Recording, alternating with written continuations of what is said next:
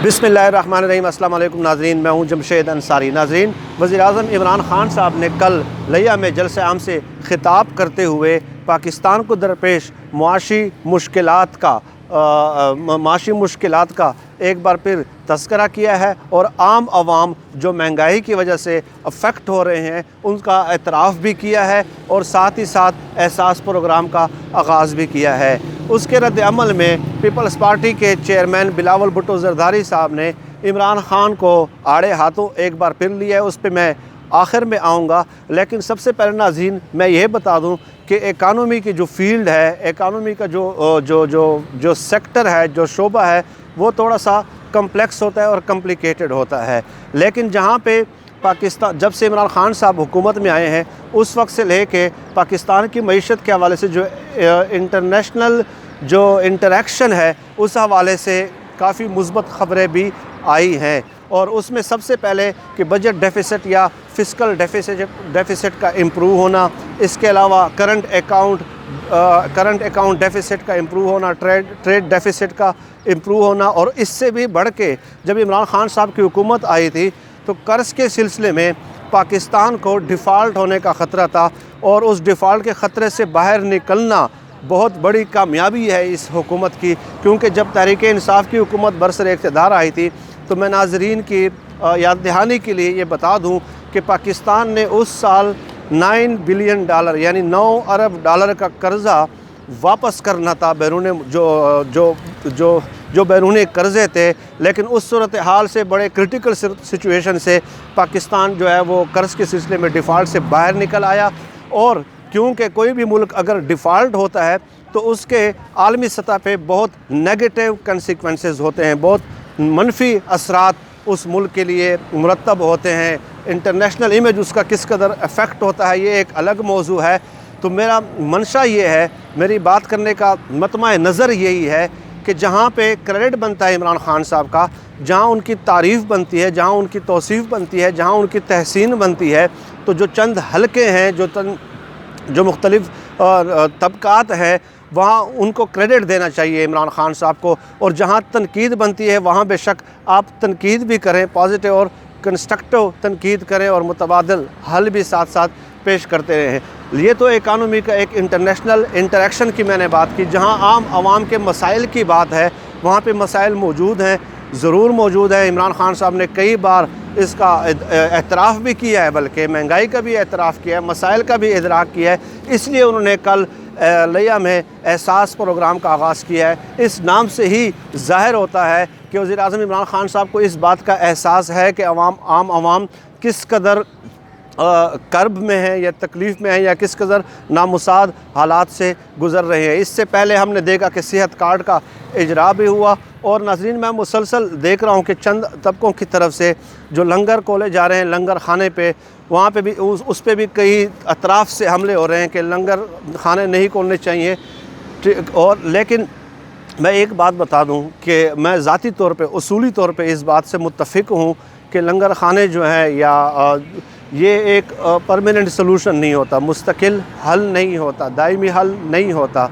लेकिन जब आप इकानमी कई फ्रंट्स पे लड़ रहे हैं, कई अतराफ़ से आप मसाइल के साथ जो वरासत में आपको मिले हैं उसके साथ आप नबर्द आज़मा हैं, तो ये जो लंगर खाने हैं ये वक्ती रिलीफ़, ये बात इस्टेब्लिश्ड है, ये तयशुदा है कि ये वक्ती रिलीफ़ ज़रूर फ़राहम करते हैं। क्योंकि बहुत सारे मज़दूर ऐसे होते हैं, बहुत सारे ऐसे तबक़ात हैं जिनको कोई काम डेली बेसिस पे नहीं मिलता, तो वो वहाँ पे अपनी ज़रूरत पूरी कर लेते हैं। लंगर खानों की मिसाल ऐसे ही है कि जैसे एक एक्सीडेंट हो जाता है और उसको फ़र्स्ट एड या गाड़ी में आप हॉस्पिटल तक पहुंचाने की कोशिश करते हैं, लेकिन उसको वो ब्लीडिंग रोकने के लिए, खून रोकने के लिए, बहुत ज़्यादा ब्लीडिंग अगर किसी विक्टिम को हो रही हो तो उस वक्त आप पट्टी कर लेते हैं ताकि अस्पताल तक उसका खून मज़ीद बहने से रुक जाए। तो लंगर खानों की मिसाल ऐसे ही है। लेकिन वक्ती रिलीफ़ ज़रूर मिलता है और इमरान ख़ान साहब को ख़ुद इस बात का एहसास है कि ये परमानेंट सलूशन नहीं है। लेकिन इससे भी आगे चलते हैं। इससे आगे बात यह है कि बिलावल भुट्टो साहब ने ये दावा कर दिया है कि महंगाई की वजह से आवाम इस कदर कर्ब और तकलीफ़ में है कि अवाम इमरान खान साहब का तो एहतसाब करेगी ही, लेकिन साथ साथ उनको लाने वालों का भी एहतसाब करेगी, यानी कि सेलेक्टर्स का भी एहतसाब करेगी। और बिलावल भुट्टो साहब का इशारा किस तरफ है, ये बात आप बखूबी समझते हैं।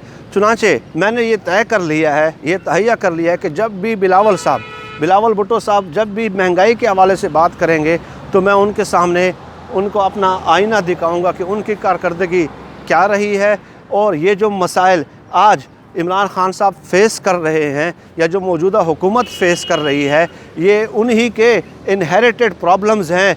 और तो नाजरीन, ये मेरे सामने सरकारी आदाद व शुमार हैं जो ऑफिशियल वेबसाइट से मैंने उठाए हैं, और उसमें ये देख लें कि जब पीपल्स पार्टी इक़्तिदार में आती है उस वक्त बेरोज़गारी की शरह 5.1% थी। जब परवेज़ मुशर्रफ इनको इकानमी हैंड ओवर करते हैं, मईशत हैंड ओवर करते हैं, हुकूमत इक़्तिदार हैंड ओवर करते हैं। और जब पीपल्स पार्टी की हुकूमत का चौथा साल था यानी 2012 में, वो बेरोज़गारी की शरह उस वक़्त 6% पे आ जाती है। इससे भी आगे जाएं, फ़ॉरेन डायरेक्ट इन्वेस्टमेंट FDI उस वक्त परवेज़ मुशर्रफ साहब के दौरे इक़्तिदार में $5,152 मिलियन थी, और 2012 में जब पीपल्स पार्टी की इक़्तिदार का 4th ईयर होता है उस वक्त FDI फ़ॉरेन डायरेक्ट इन्वेस्टमेंट जो है वो $597 मिलियन होती है। आगे बढ़ते जाएं, GDP growth rate Pervez Musharraf साहब ने इनको हैंड ओवर किया 7% पे, और जब ये इक़्तिदार से रुखसत हुए उस वक्त GDP ग्रोथ रेट 2.9% था। इससे भी आगे चले, पीपल्स पार्टी दौरे हुकूमत के पहले 2.5 साल महंगाई की शरह 25.3% रही है और आज 14.6% है। और बिलावल भुट्टो साहब सेलेक्टर्स के एहतसाब की भी साथ बात कर रहे हैं, तो वो अपने लिए सज़ा ख़ुद तजवीज़ कर सकते हैं कि 25.3% वाली के लिए सज़ा क्या होनी चाहिए। और उससे आगे बढ़ते जाएं, जब पीपल्स पार्टी 2008 के अवाइल में स्टार्ट में इक़्तिदार में आती है तो उस वक़्त पाकिस्तान के ज़िम्मे जो वाजिबुल अदा कर्ज़ था वो 6,691 अरब रुपए था, और जब ये इक़्तिदार से रुखसत होते हैं तो 16,228 अरब रुपए पाकिस्तान के ज़िम्मे वाजिबुल अदा कर्ज़ था। साल 2008 में हर पाकिस्तानी 37,172 अरब रुपए का मकरूज़ था, जबकि जून 2013 में जब इनकी हुकूमत ख़त्म होती है उस वक्त 96,422 अरब रुपए का मकरूज़ था।